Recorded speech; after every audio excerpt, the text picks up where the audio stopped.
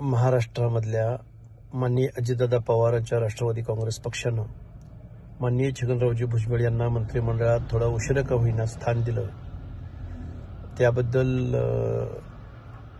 त्यांचं स्वागत करतो.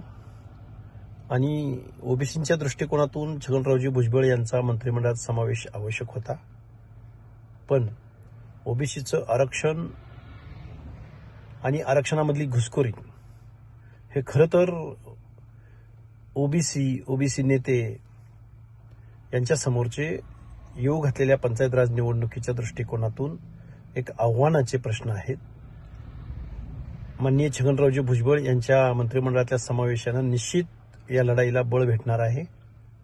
आणि याच्याही पलीकडे जाऊन माननीय भुजबळ साहेबांचा मंत्रिमंडळातला समावेश येतो झाकी आहे.